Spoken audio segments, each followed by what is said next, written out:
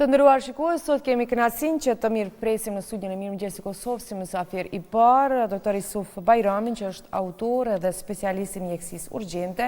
Flasim pak për këtë librin që Agroni e ka në dorë, është kujdesi paliativ në urgjencën paraspitalore, pra është një vepër profesionale dhe humane që trajton kujdesin paliativ, sfidat etike dhe përkujdesjen ndaj pacientëve në fazat më të ndjeshme të jetës së tyre. Mirëmëngjesi, mirë se erdhët. Mirëmëngjesi. Faleminderit për ftesën. Njëkohësisht përshëndes të gjithë shiqëuesit e Radio Televizionit Kosovës. Mirë, doktor, faleminderit shumë juve që keni ardhur në studio me na tregu më tepër për librin edhe për përvojën e juaj, sepse sigurisht në këtë libër është përmbledhur pak a shumë një përvojë gjatë e juaja në komunikim, në kontakt drejt për drejt me pacientin, më mandej është edhe një literaturë shumë profesionale për cilin ju keni hulumtuar dhe e keni sjellë një libër që është realisht shumë praktik. Unë mendoj se libri ja ka vlejt, është një përmbledhje e përkushtimit tim profesional këto 3-4 vitet e fundit. Kam përzgjedhur një literaturë me kujdes dhe gjitha temat e shtjelluara janë mendoj me interes edhe për opinionin gjithsesi profesionistët shëndetësor, por edhe për gjithë njerëzit që duan të mësojnë diçka nga kujdesi paliativ në shërbimin urgjent paraspitalor. T'ju them se shkrimi i një libri është një sfidë në vete, kërkon përkushtim, angazhim, përvojë, pastaj aftësi didaktike për renditjen gjithsesi mbledhjen e materialit dhe njëkohësisht kërkon edhe kohë, që do të thotë se është një sakrificë në vete. Dhe aq më tepër kur i shtohet kësaj se na mungon edhe një përkrahje institucionale, themi në aspektin e botimit të teksteve. Prandaj libri ja ka vlejt. Sa është vlera e këtij libri, sigurisht që e vlerëson opinionin gjithsesi profesionistët shëndetësor të fusha me të cilën ballafaqohen, por edhe gjithë njerëzit punët mirë që duan të lexojnë dhe të përfitojnë nga ky libër. Çka ju ka motivu kështu personalisht me sjell një libër të tillë? A ka qenë edhe përvoja që ke pasur në karrierë? Është e vërtetë që edhe përvoja, kur kam filluar me mendu për këtë problematikë, sikur kam menduar se mos po të tërësohena nga specializimi i ngushtë mjekësisë urgjente.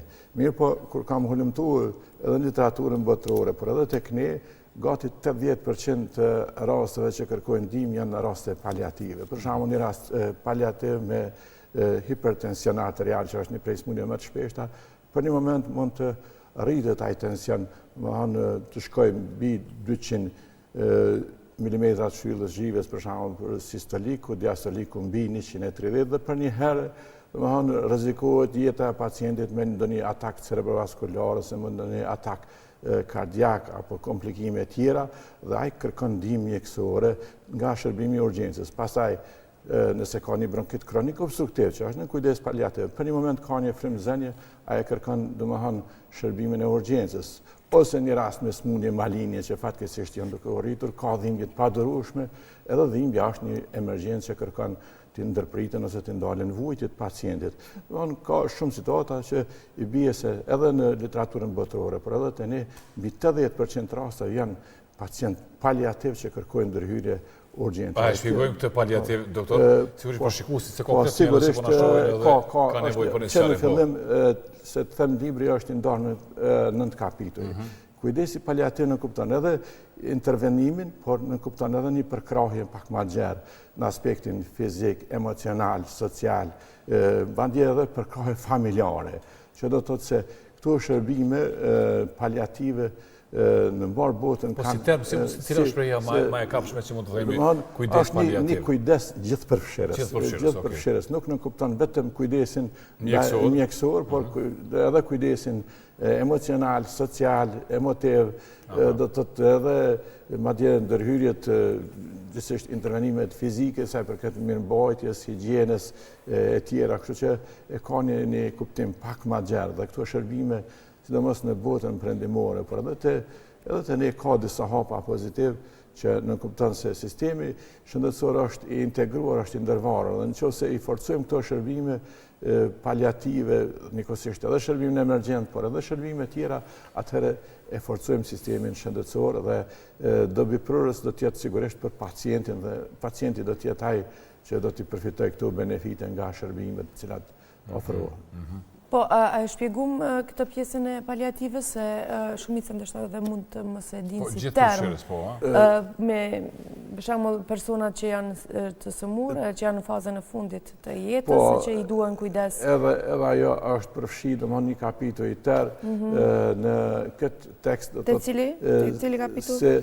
Sigurisht kapitulli ka funde e keni në atë pjesë të librit, do thotë kjo në kupton edhe qasjen e bisedës, në kupton edhe shpërndarjen gjithsesi e informata pacientin, këmbimin, bashkëbisedimin e mjekut, pastaj në kupton edhe një përkujdes sa i përket qasjes ndaj familjes, përgatitjes se si do të evoluojë smundja, do të thotë është një protokoll, do të thotë adapt që në kupton qasjen, pastaj në kupton ndryshimin gjithsesi këmbimin e perceptimeve mes mjekut edhe pacientit, por në kupton edhe t'i ofrohen pacientit disa të dhëna rreth ecurisë së smundjes, pavarësisht prej nivelit të pacientit, sa ka njohuri. Sot t'jemi sa ka njohuri dhe cila është gjendja emocionale. T'jemi edhe një aspekt ta kem parasysh se nuk është tash jemi kohën e internetit, kohën e inteligjencës artificiale, madje edhe pacienti shpesh herë informohet gjithsesi futet të rrjetet përmes Google-s ose ndonjë rrjet tjetër dhe merr informata për smundjen e vet. Mirë, po ajo që ofron mjeku në këtë rast është profesionale dhe dokumentuar shkencërisht. Prandaj kjo nënkupton se edhe mjeku duhet të ketë njohuri të zgjeruara, njohuri shumë profesionale dhe t'i ofrojë pacientit do të thotë informata rreth gjendjes së tij. Po më intereson diçka doktor, po me që ju jeni profesor. Libri a është për studentët, se me sa e pash librin duket shumë praktik, edhe absolutisht i kanë shumë e lexu edhe për secilin, se janë informata të mira në raport me smurjen, në raport me disa probleme të ndryshme shëndetësore. Pyetje shumë e qelluar dhe libri ju dedikohet të gjithë punonjësve shëndetësor që ballafaqohen me raste kronike, paliative, do thotë duke filluar nga profesionistët shëndetësor që punojnë në shërbimet e emergjencës, mjekëve, infermierëve, por edhe punëtorëve shëndetësor që punojnë kujdesin paliativ, mjekëve familjar. Pastaj ju dedikohet edhe studentëve të cilët ballafaqohen gjithsesi kanë një lëndë posaçme qoftë geriatrin ose kujdesin paliativ në nivelin universitar. Por ju dedikohet, është mendoj libër i dobishëm edhe për ata që punojnë në rehabilitim, sidomos në kushtet e banjave që pacientët dërgohen ose shkojnë për tretman, dhe ky mendoj se është një libër që ju ndihmon shumë edhe për qasjen me pacientin, por njëkohësisht edhe për tretman. Sëmundjet më të shpeshta në fazën terminale cilat janë?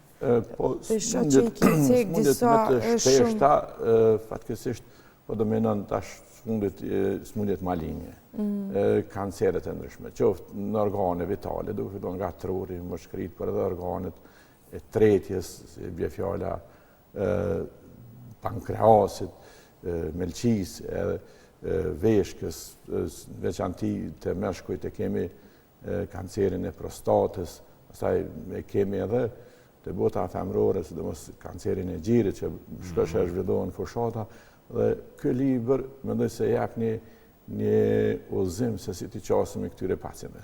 Pastaj kemi edhe sëmundjet kardiovaskulare, sidomos me kriza, gjithsesi pacient me hipertension, pacient me që kanë pasur ato që kardiake, domethënë në zemër, por që kanë disa kufizime tash edhe në fazën si pasojë sulmit me pamjaftueshmëri të zemrës, domethënë si e themi ne insuficiencë kardiake ose pamjaftueshmëria e zemrës, sëmundje kronike obstruktive, astma bronkiale në veçantë, Mandej kemi raste me iktuse cerebrovaskulare, si është sulme në tru, që edhe pasi kalojnë atakun cerebrovaskular, mbeten me pareza dhe paraliza, dhe këta pacient bëhen detyrohen të trajtohen, gjithësisht madje edhe për nevoja elementare të mbesin e karrocën invalidore fatkeqësisht, që do të thotë është një gamë gjerë e pacientëve që kërkojnë. Përmend edhe deliriumi. Po, deliriumi është një gjendje kur humbet ndjenjat edhe humbet këllësia e veprimeve, që është e përshkruar.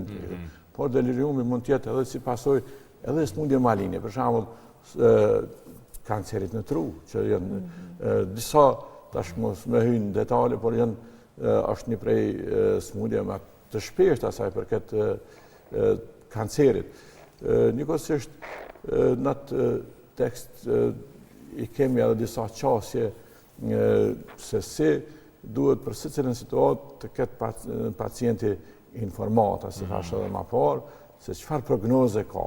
Është mirë që të shpjegohet realiteti varësisht prej situatës, por të harrojmë edhe konfidencialitetin. Që keni që të qasin, doktor, ju keni takuar pacient në përfaza terminale, sigurisht me mira, jemi sigur për gjatë karrierës. Qasja ime personale është që gjithherë me dhonë shpresë, mos me dekuraju. Mirë po, a e shini edhe gjendjen emocionale, po edhe nivelin kër e shohim nivelin e njohurive të pacientit, njëkohësisht se varësisht me cilin pacient bisedojmë, ne nuk është mirë edhe me dhonë shpresa të themi jo realiste, ose të themi të rrejshme, por duhet të jemi aty afër realitetit. Gjithherë duke inkurajua pacientin për arsye se nëse inkurajojmë pacientin, ne i shtojmë edhe forcat imunobiologjike, ndërsa kur dëshpërohet, ai ndoshta nuk merr ushqim, nuk aktivizohet, vetëm vjen ajo faza e dëshpërimit, tërheqja nga rrethi, tërheqja nga miqt, nga familja në radhë parë, kështu që krijohet mund të kalojë domethënë si pasojë një qasje jo profesionale, pacienti mund të kalojë në një fazë depresive që njëkohësisht ajo kontribon sigurisht edhe në shkurtimin e jetës, që nuk është një qëllim. Ose në kualitetin e jetës. Po, në kualitetin e jetës, gjithsesi. Por kemi edhe faza kur dim se ne kemi një numër të madh të diasporës, si familjarëve, shpeshherë ata ne kërkojnë që të japim një prognozë se kur do të jetë përfundimi afërsisht. Nuk mund të themi tash më lëshuën në termine eksakte, mirë po mund të japim një mendim, ndoshta jo në prezencë familjarëve, që mund të thërrni familjarët që i keni në diasporë të përshëndeten edhe ta shohin domethënë antarin e tyre, gjithsesi prindin e tyre nëse bëhet fjalë, por që literatura për atë smundje thotë parashikon një termin 3 muaj, 6 muaj. A mund të dihet parashikua? Mund të, po në bazë të parametrave, por edhe në bazë parametrave fiziologjik me cilët gjithsesi parametrave të cilët e ekzaminon mjeku, varësisht për gjendjes pacientit. A ka në rast kur fatmirësisht keni dështuar, doktor? Në kuptimin ma pozitiv të fjallës, kur ju se nga lexu që shumë persona kanë dalë nga kujdesi paliative dhe kanë bërë më mirë. Mjekësia i qëndur. Shumë herë pacientit mund të ketë edhe komorbiditet, domethënë edhe smundje tjera. Prandaj ne nëse përqendrohemi për shembull vetëm në një smundje, nuk e hulumtojnë tërsinë, atëherë mund të jetë një smundje tjetër që mund t'ja shkurton jetën edhe ajo është domethënë dështimi i mundshëm. Nuk mund të them se nuk ka gabime ose nuk kam dështim pozitiv. Kur ju keni prognozuar që ky person nuk mund të jetojë më shumë se 1 muaj, 2 muaj, 3 muaj, fatmirësisht ka jetuar edhe disa vjet. Pas si raste shumë herë kur madje i kemi dërguar në spital pacientat, janë trajtuar ose janë pranuar në spital, kemi para që nuk do të mbijeton, ndërkohë ka ardhur në kontroll edhe është konsultuar ose është falenderuar, edhe kemi pasur gjendja dukshëm është përmirësuar.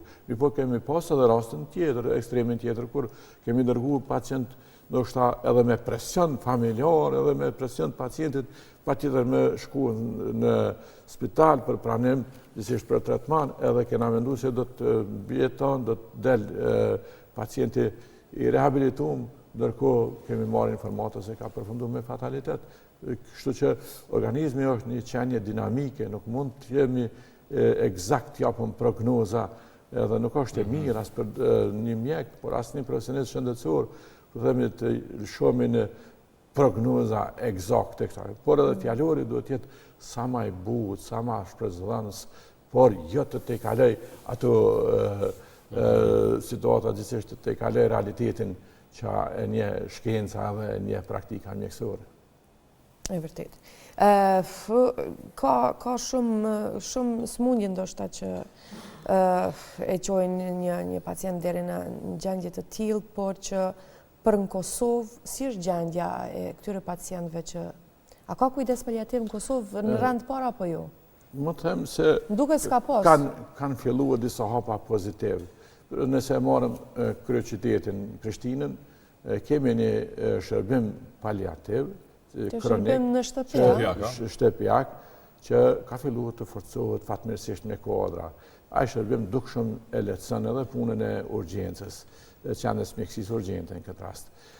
Por që ai, sikur edhe shërbime tjera, mendoj se ka nevojë të përforcohen.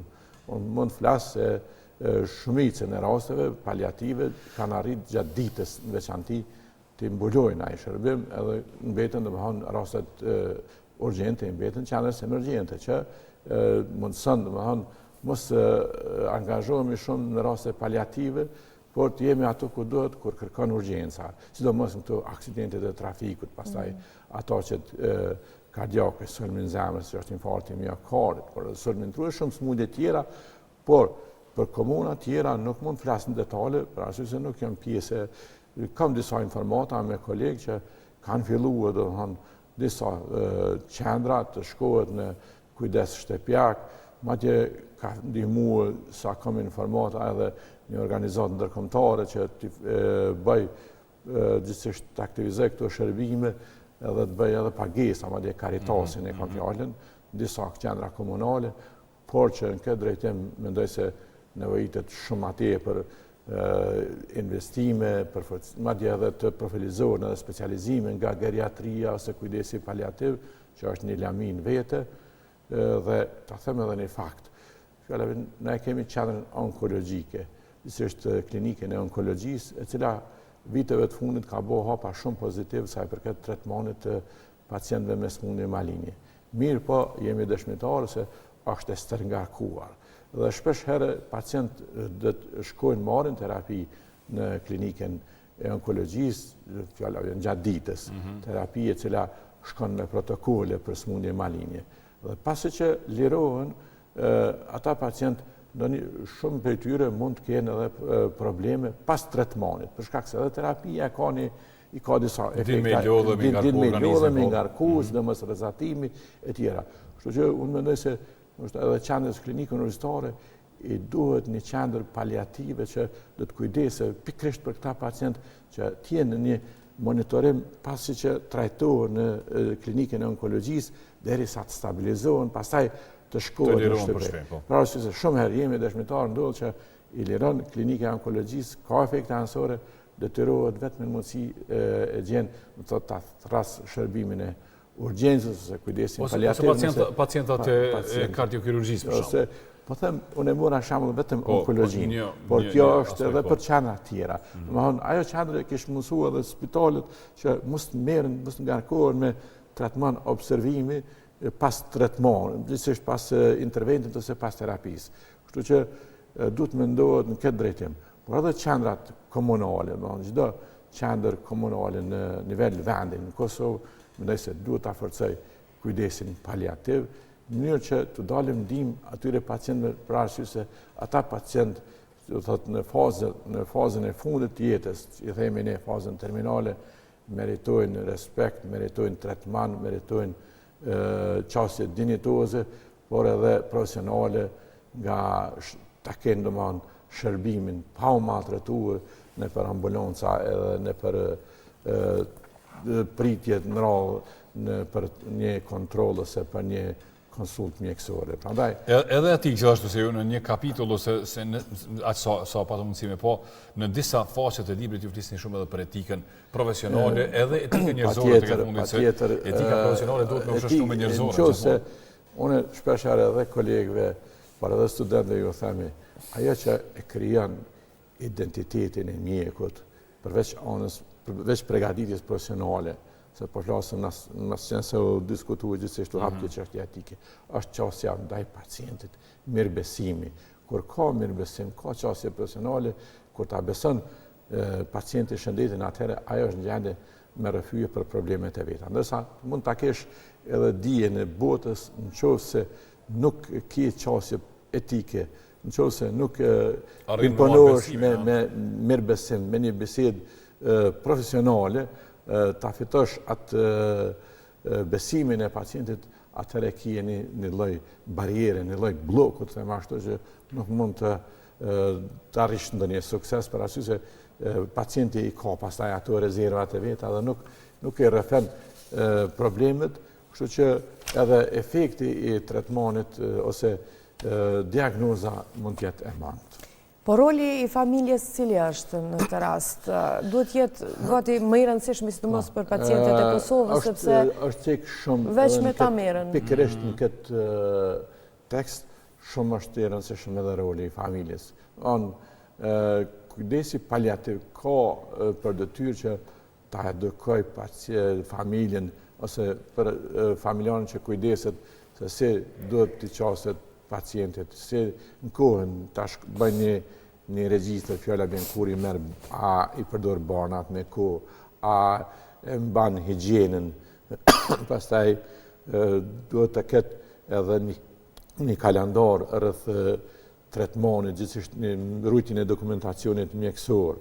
E rëndësishme është të mësohet familjari dhe të jap edhe banat t'i ofrohet në raste të caktuara, ndoshta edhe nëse fjala bën kërkohet për ndonjë dhënje të insulinës ose fraksiparinës, që është një shpim i lehtë në lëkurë, atëherë mund të mësohet edhe familjari, ose mund të mësohet familjari edhe të jap dozimin e banave, por edhe të mbaj pozitën, që është shumë e rëndësishme, fjala bën disa pacientë kërkojnë të mirëbëhet pozita, të ndrohet krahet djathtë, i majtë qëndron në shpinë ose të qëndron ulur.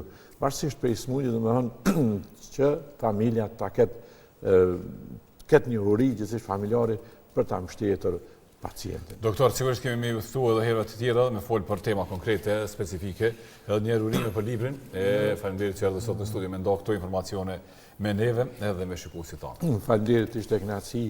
Mendoj se libri ja ka vlet edhe mbetet një burim i literaturës që në të ardhmen edhe kolegët që do të miren me këtë problematikë ta kenë një bazë të mirë, një referencë të mirë, dhe sigurisht shpresoj që kolegët tjerë ta shkruajnë për këtë problematikë, meqenëse se numri i këtyre pacientëve është në rrit. Absolutisht po. Faleminderit Daniel. Faleminderit. Faleminderit.